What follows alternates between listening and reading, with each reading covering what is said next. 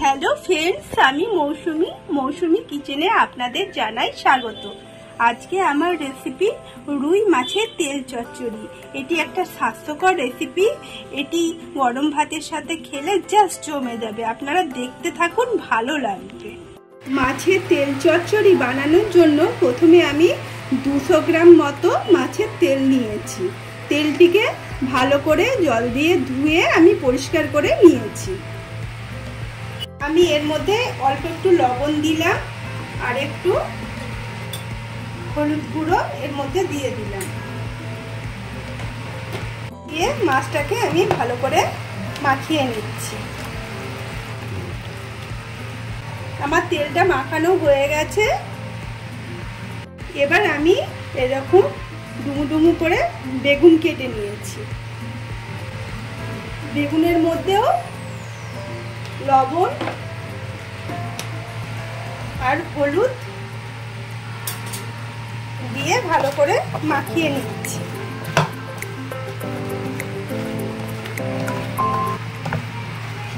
আমার মাখানো হয়ে গেছে। আমি জিরি করে পেঁয়াজ কেটে নিয়েছি, কতগুলো কাঁচা লঙ্কা নিয়েছি। যে যেমন ঝাল খায় সেই অনুপাতে কাঁচা লঙ্কা আপনারা নেবেন। আর কতগুলি রসুন আমি খোসা ছুলে রেখেছি। এবার গ্যাসটি অন করে আমি ফ্রাই প্যানটি বসিয়ে দিয়েছি।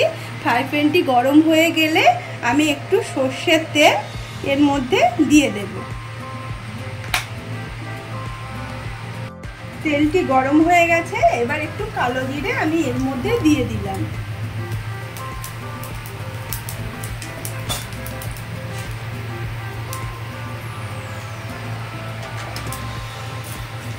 কালো জিরেটা আমি একটু ভেজে নিচ্ছি, নাড়াচাড়া করে নিচ্ছি। এবার এর মধ্যে এই কুচি পেঁয়াজগুলো দিয়ে দিলাম।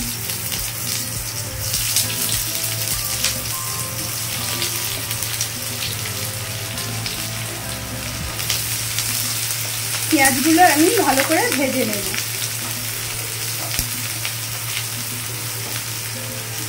পেঁয়াজটি হালকা ভেজে আমি রসুনগুলো এর মধ্যে দিয়ে দিলাম। দিয়ে পেঁয়াজ রসুন একসঙ্গে আমি ভালো করে ভেজে নিচ্ছি। পেঁয়াজ রসুন আমার লাল লাল করে ভাজা হয়ে গেছে। এবার এর মধ্যে আমি মাছের তেলটি দিয়ে দেব। দিয়ে আমি ভেজে নেব।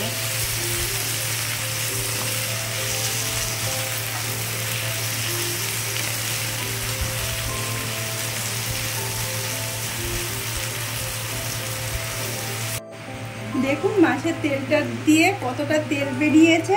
ঠিক এই মুহূর্তে আমি অল্প একটু রেড চিলি এর মধ্যে দিয়ে দেব।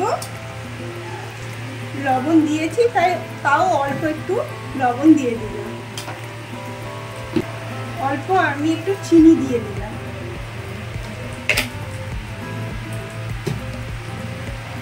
কটা কাঁচা লঙ্কা আমি এর মধ্যে দিয়ে দিলাম। দিয়ে আমি কষিয়ে নিচ্ছি। ভাজা ভাজা করে নিয়েছি।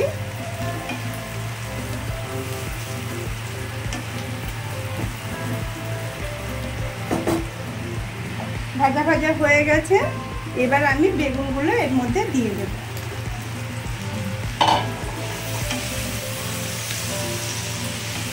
দিয়ে আমি নাড়াচাড়া করে দেব।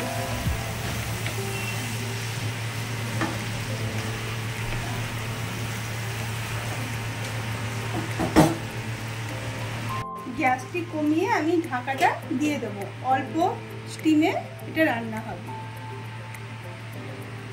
এবার ঢাকাটা খুলে দেখি বেগুনটা সিদ্ধ হলো কিনা।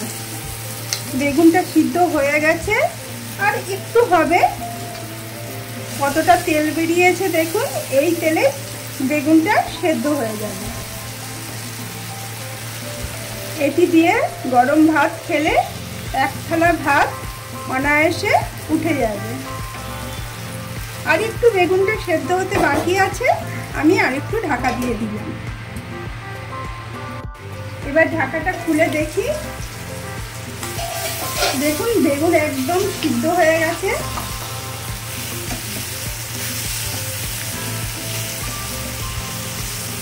এই মুহূর্তে আমি গ্যাসটি অফ করে দেবো, দিয়ে ঢাকা দিয়ে রাখবো।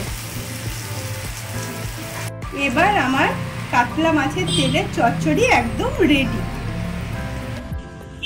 যদি আমার এই রেসিপিটি আপনাদের ভালো লেগে থাকে তাহলে আপনারা সাবস্ক্রাইব করবেন, কমেন্ট করবেন, লাইক করবেন, অনায়াসে আমার এই ছোট্ট চ্যানেলের পাশে থাকবেন। আপনারা ভালো থাকবেন, সুস্থ থাকবেন। তাহলে আজকে আসি।